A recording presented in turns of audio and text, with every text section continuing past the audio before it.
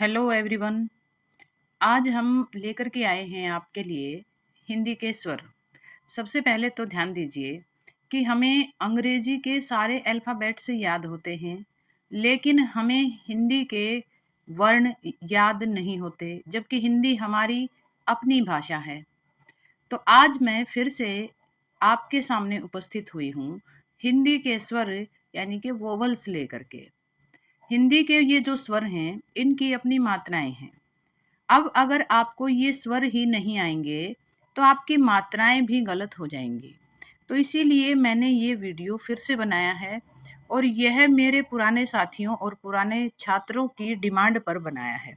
उन्होंने कहा कि मैम हमें एक बार जो आज वाली पीढ़ी है, हम अपने बच्चों को दिखाना चाहते हैं कि एक बार ध्यान से इनको पढ़ेंगे तो हम जिंदगी भर नहीं भूल पाएंगे। तो मैं उनका शुक्रिया अदा करती हूँ और मुझे दोबारा वीडियो बनाने का मौका दिया। तो बच्चे जानते हैं कि हमारे जो हिंदी के स्वर हैं, इन्हीं स्वरों की मात्राएं होती हैं, जिन मात्राओं से और जिन वर्णों से मिल करके फिर हमारे शब्द बनते हैं, जिन अगर इनको हम पहचान गए तो हमारी मिस्टेक्स कम हो जाएंगी। देखिए हमारे स्वर अ, आ, इ, ई, उ, ऊ, री, ए, अए, ओ, औ, अंग, अह। ये जो हमारे अंग, अह, ये अयोगवाह हैं, ये स्वर नहीं हैं। ये स्वरों जैसे दिखाई देते हैं, परंतु इनका उच्चारण व्यंजनों की तरह होता है। जब भी हम इनको किसी भी शब्द में इनका प्रयोग करते हैं तो इनका उच्चारण एक व्यंजन की तरह होता है और स्वरों के साथ मिलकर के इनका प्रयोग होता है। इसीलिए इनका स्थान अंग और अह, इनका स्थान स्वरों के बाद है और व्यंजनों से पहले है। ठीक है, तो अब आगे बढ़ते हैं हमारे स्वरों को जानने के लिए। तो हमारे स्वर थे 11 हैं। टोटल स्वर कितने हैं? 11 है। अब इन 11 स्वरों में हमारे 4 ह्रस्व स्वर हैं। अ, इ, उ, री। आपको लगा होगा कि मैम कैसे झटके के साथ बोल रही है। तो प्यारे बच्चों, ये जो अ, इ, उ, री जो रेखांकित किए हुए हैं, जिनके नीचे रेखा लगी हुई है, ये हमारे ह्रस्व स्वर हैं, क्योंकि इनके बोलने में एक मात्रा का समय लगता है और एक मात्रा को जब हम बोलते हैं तो वो झटके के साथ निकलती है। इसकी खास पहचान होती है कि जब भी हम एक मात्रा वाला वर्ण शब्द बोलेंगे तो झटके के साथ निकलेगी। जैसे किताब, क को छोटी की मात्रा। अब देखो, अब हम पहले कैसे सीखते थे, पहले आप देसी अंदाज सुनिए।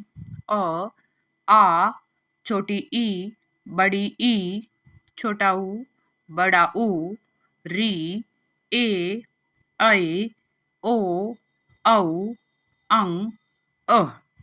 अब मैंने छोटी ई बड़ी ई, छोटा ऊ बड़ा ऊ ऐसे बोला, लेकिन इनको हम आज क्या बोलते हैं? ह्रस्व ई, दीर्घ ई, ह्रस्व उ, दीर्घ उ।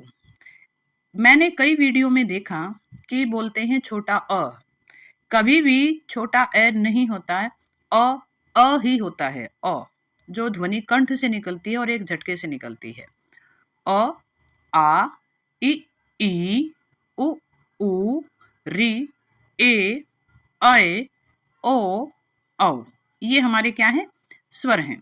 तो जो रेखांकित हैं, आप समझ गए होंगे वो हमारे क्या हैं? ह्रस्व स्वर हैं। और जो रेखांकित नहीं हैं, जिनके नीचे रेखा नहीं है, वो हमारे क्या हैं? दीर्घ स्वर हैं। तो दीर्घ स्वर 7 हैं, ह्रस्व स्वर 4 हैं, तो कुल हमारे स्वर क्या हो गए? 11 हो गए। इनको ध्यान से देखना है, इनकी बनावट को देखिए। जब हम अ लिखते हैं तो अ, और आ लिखेंगे तो अ के आगे एक आ का डंडा भी आ जाता है।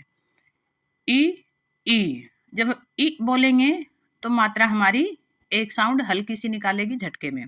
ई तो बड़ी ई, उ ह्रस्व उ, ऊ दीर्घ उ यानी कि बड़ा उ। दीर्घ माने बड़ा, ह्रस्व माने छोटा। फिर री, री। ठीक है। ए में लगती है ऊपर एक मात्रा, और आई में लगती हैं 2 मात्राएं। ओ में ऊपर एक डंडे के साथ एक मात्रा, औ एक डंडे के साथ 2 मात्राएं, और मात्राएं तो अंग और अह की भी होती हैं। अंग की मात्रा के लिए एक बिंदी ऊपर लगती है, अह की मात्रा के लिए 2 बिंदियां किसी भी शब्द के पीछे लगती हैं। ये हमारे हिंदी के स्वर थे। हिंदी वोवल्स यानी कि हिंदी के अल्फ़ाबेट्स में से, जैसे अंग्रेजी के अल्फ़ाबेट में वोवल्स होते हैं ए, ई, आई, ओ, यू, ये हिंदी के वोवल्स थे। अगर आप चैनल पर नए हैं तो सब्सक्राइब करना ना भूलें।